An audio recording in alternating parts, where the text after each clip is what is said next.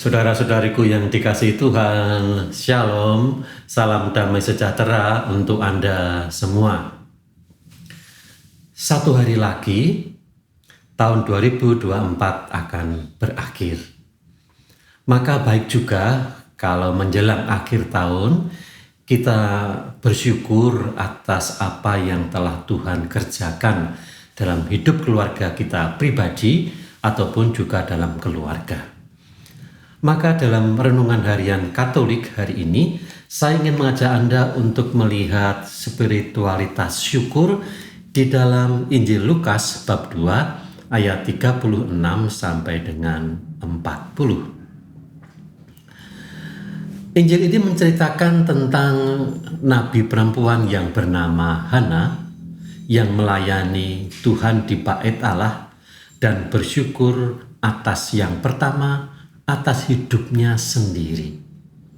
Tetapi yang lebih penting dari itu adalah ia bersyukur ketika ia diperlihatkan Yesus yang hadir di Bait Allah, Yesus kecil yang menunjukkan kepada kita sarana keselamatan melalui kurban salibnya. Kisah ini memberikan tentang spiritualitas syukur yang kaya, dan terutama dalam konteks iman dan kehidupan kita sehari-hari, terutama syukur di hari-hari terakhir tahun 2024. Maka baik kalau saya bacakan Injilnya sehingga kita bisa melihat secara lebih kontekstual apa bermakna yang dapat kita temukan di dalamnya. Injil Lukas bab 2 ayat 36 berbunyi demikian. Ketika kanak-kanak Yesus dipersembahkan di Bait Allah, ada di Yerusalem seorang nabi perempuan anak Fanuel dari suku Aser namanya Hana. Ia sudah sangat lanjut umurnya. Sesudah menikah ia hidup 7 tahun bersama suaminya. Dan dilanjutkan ayat 37. Dan sekarang ia sudah janda berumur 84 tahun.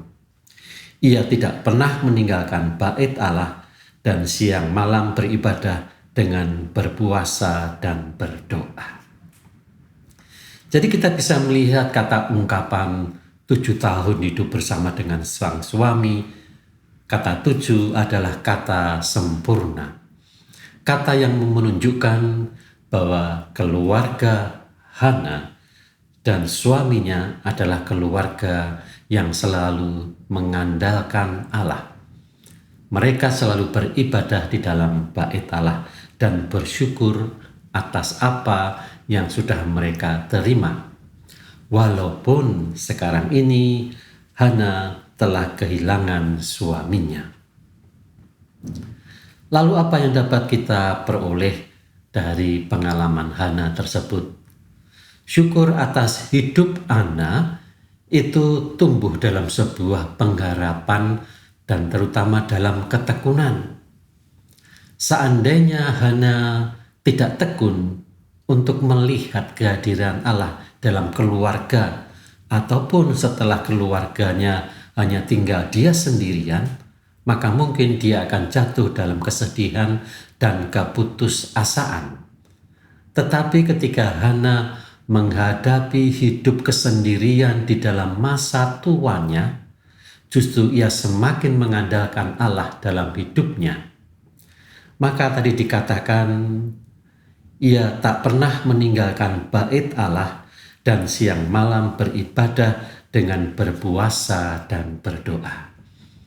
Itulah kiranya bagi para sesepuh yang pantas kita akui dan kita puji, bahwa mereka adalah orang-orang yang selalu bertekun dalam doa, bersyukur atas hidup yang telah ia jalani, walaupun di tengah-tengah situasi ia kehilangan banyak orang yang dicintainya. Maka mari kita lihat kembali kelanjutan Injil ini supaya kita bisa melihat spiritualitas syukur di dalam hidup kita terutama pada akhir-akhir tahun 2024 ini. Pada hari kanak-kanak Yesus dipersembahkan di bait Allah, Hana pun datang ke bait Allah dan mengucap syukur kepada Allah, serta berbicara tentang kanak Yesus kepada semua orang yang menantikan kelepasan untuk Yerusalem. Mengucap syukur kepada Allah muncul kembali ketika dia diperkenankan untuk melihat karya keselamatan. Apakah Anda juga menemukan karya-karya keselamatan Allah selama tahun 2024 ini? Tidak cukup memang kita selalu bersyukur, tetapi hendaklah kita juga melakukan apa yang juga dilakukan oleh Hana. Dia bukan hanya bersyukur, tetapi memberitakan syukur itu kepada banyak orang. Maka dia melanjutkan dengan sebuah ungkapan yang menunjukkan kepada kita bahwa Yesus yang ia lihat adalah Sang Juru Selamat yang membebaskan kita. Maka bagian ayat ini penting untuk kita simak. Ayat ini berbunyi demikian. Hana berbicara tentang kanak Yesus kepada semua orang yang menantikan kelepasan untuk Yerusalem. Maka ketika dia menemukan Yesus Sang Juru Selamat yang memberikan kelepasan, dia tidak menyimpan sendirian, tetapi memberitakan kegembiraan itu pada orang lain. Para sesepuh yang terhormat, Anda tentu memiliki banyak pengalaman iman. Anda tentu juga memiliki banyak warisan-warisan kebijaksanaan yang sudah Anda temukan. Baik kalau itu Anda lakukan seperti Hana melakukannya. Men-sharingkan pengalaman iman, men-sharingkan pengalaman kebijaksanaan Anda kepada orang-orang muda. Dan itulah yang pasti akan memberikan kekuatan baru kepada orang-orang muda yang masih harus berjuang lebih lama lagi. Dan itulah kekuatan orang beriman. Dan setelah selesai dengan membagikan pengalaman iman itu kepada orang lain, apa yang kemudian dilakukan oleh Hana? Setelah menyelesaikan semua yang harus dilakukan menurut hukum Tuhan, kembalilah Maria dan Yusuf beserta anak-anak ke kota kediaman mereka, yaitu kota Nazaret di Galilea. Anak itu bertambah besar dan menjadi kuat, penuh hikmat, dan kasih karunia Allah ada padanya. Hana menjadi wakil kesaksian dari keluarga Yusuf, Maria, dan Yesus. Ia melihat dengan senang hati bagaimana Maria, Yusuf beserta kanak Yesus kembali ke kota kediaman mereka, yaitu di kota Nazaret, Galilea. Apakah Anda juga pernah membayangkan masa muda Anda kembali, di mana kita banyak menemukan karya-karya Allah di dalam hidup kita? Saya pikir Hana juga demikian. Ketika Hana bertemu dengan keluarga Yusuf, Maria, dan Yesus, ia teringat kembali akan masa mudanya bersama dengan suaminya. Dan karena itulah Hana juga bersyukur bukan hanya tentang hidup Sang Mesias, tetapi hidupnya dia sendiri, di mana Allah tetap berkarya sampai dia menjadi tua. Ayat terakhir berbunyi demikian.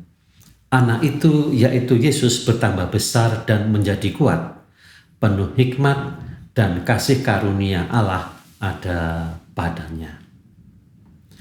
Syukur atas pemeliharaan Allah merupakan sumber kekuatan untuk hidup dalam sebuah keluarga. Maka jelas apa yang diungkapkan dalam ayat 40 itu yang berbunyi demikian, anak itu bertambah besar dan menjadi kuat, penuh hikmat, dan karunia Allah ada padanya. Justru karunia Allah inilah yang menjadi cermin dari kasih Allah kepada kita. Apakah di akhir tahun ini Anda cukup mempunyai banyak syukur atas karunia-karunia Allah yang telah Anda terima selama tahun 2024 yang akan berakhir satu hari lagi?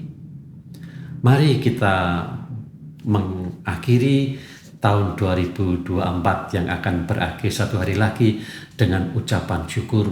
Di tengah-tengah tantangan hidup kita, di tengah-tengah kesulitan hidup kita, namun kita tetap berharap bahwa kasih karunia Allah yang ada pada keluarga Yesus, Maria, dan Yusuf tetap berlanjut sampai pada hari ini. Shalom.